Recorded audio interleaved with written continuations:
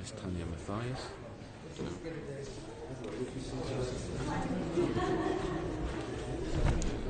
She's in the Saxon Seconds. She's told her by town council she's not. Okay. Right, Philip. An application about International Men's Day. Yes, indeed, Mr. Chairman. My pitch is a fairly straightforward one, in the sense that every year since I can remember, certainly since I've been a member of this House, which is 10 years now, we've had an annual debate, and in the last few years this committee has granted one. In fact, I think I was on the committee when it did grant the debate for International Women's Day.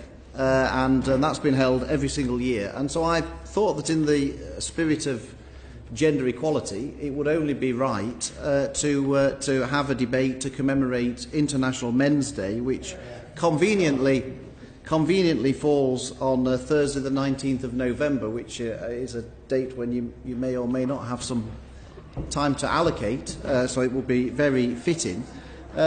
Because, of course, not only do we have International Women's Day, we also have women and equality questions every month in the Chamber, which we don't have for men. So the opportunity for men to raise issues that are important to them is very limited. And just to give you a flavour, Mr. Chairman, of the type of things that may come up and which will be part of International Men's Day, I'm not entirely sure why it's so humorous, but to discuss issues such as men's shorter life expectancy, wider male health issues, many of which go unreported through embarrassment of men to sort of go along and talk about these things, the high suicide rate amongst men, the propensity for violence against men. There's many male victims of domestic violence, again, as something that goes very much unreported because of lots of embarrassment about it.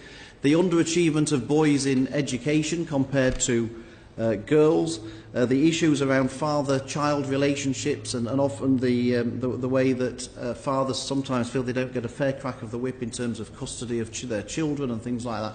These are all issues that affect an awful lot of people around the country, whether people agree with some people's views or not. I think it's important that the House of Commons debates these issues. I think people can recognise that they are all very real issues for many people in the country, and so in the spirit of gender equality, given that we have the debate each year on International Women's Day, which I suspect will continue under this committee, I thought it would only be fair that we had an opportunity to debate these issues under the flag of International Men's Day, which is this year on Thursday the 19th of November. Thank you very much. Questions? Jess? You have to excuse me for laughing, that the idea that men don't have the opportunity to ask questions in this place is a frankly laughable thing. As I say, as the only woman on this committee, it seems like every day to me is. Well, I wasn't making, with respect, I wasn't making that point. I wasn't making the point that men don't have an opportunity to ask. I was about men's issues.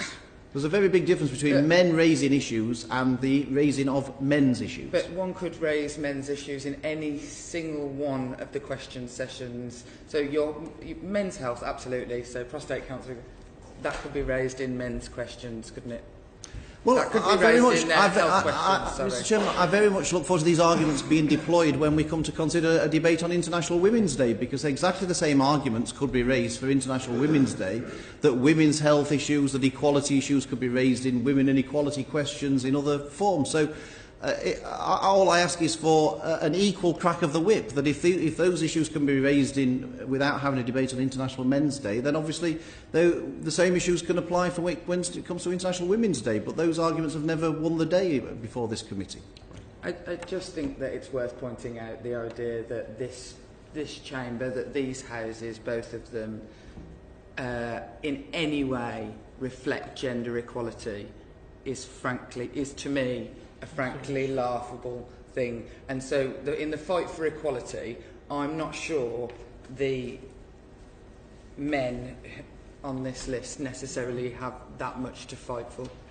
Bob, please. Yeah, I can empathise with a lot of the issues that you're concerned about. I mean, I think many people would say that people don't talk about testicular cancer or prostate cancer for fear of embarrassment. So that's quite clearly an issue that needs a lot more public debate.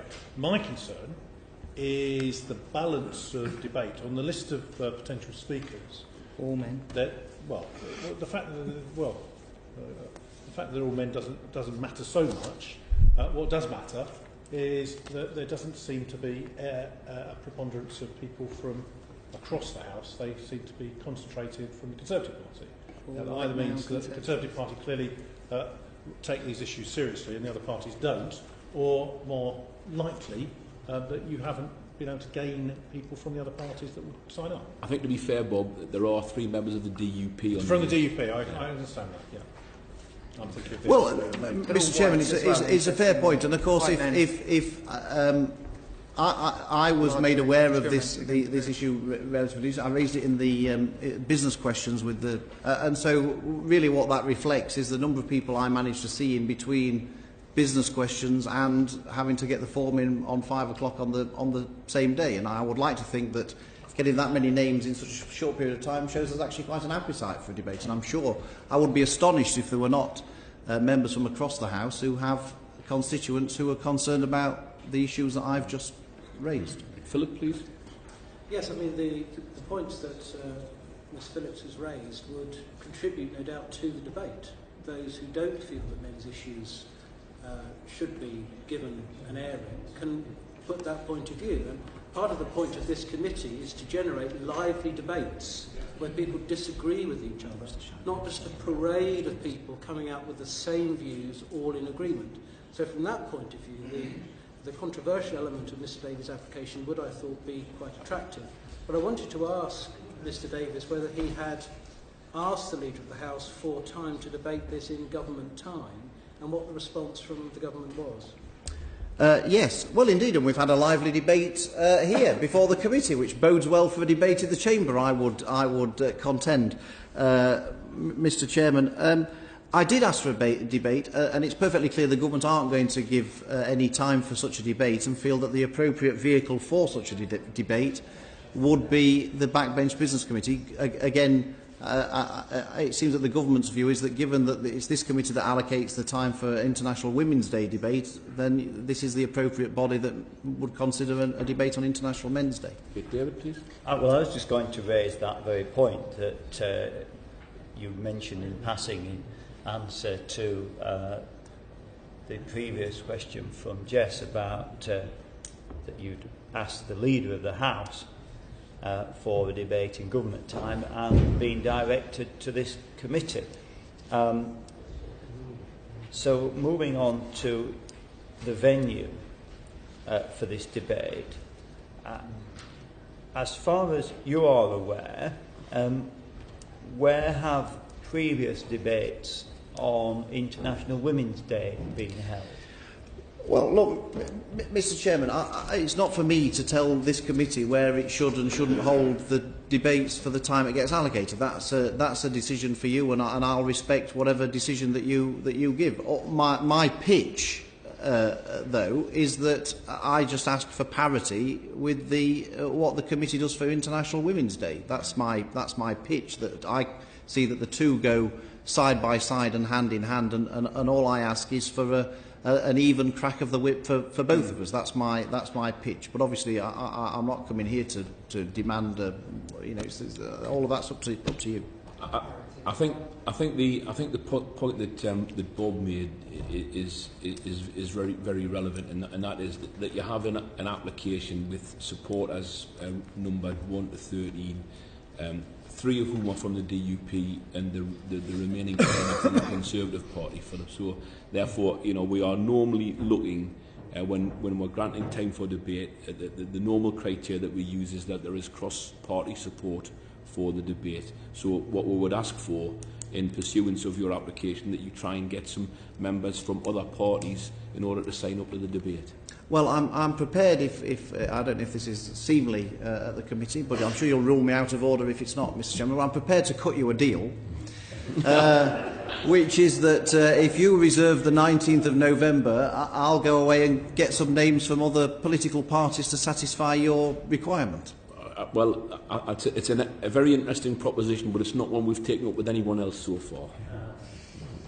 We don't know whether it will be offered to 19th, to be fair. I don't care about men's issues. It's that I'm hoping for parity myself. Hear, hear. I absolutely care about men's issues. And when I've got parity, and when women in these buildings have parity, you can have your debate. Oh, Mr. Chairman, if I can just make the point, And that will take an awfully long time. I'm not requesting a debate on representation within the House of Commons. I'm asking for debates on men's issues, and the list of issues I gave earlier, I would like to think people can recognise are genuine issues and actually are very, very rarely debated in the House of Commons. Very rarely debated in the House of Commons. Right. Well, thank you very much, Philip. Thank you very much indeed. We will obviously have a discussion, as you know, I'm a previous member of the committee, about taking that forward. But I would honestly say that for us to properly consider your application, it really does need to be backed up with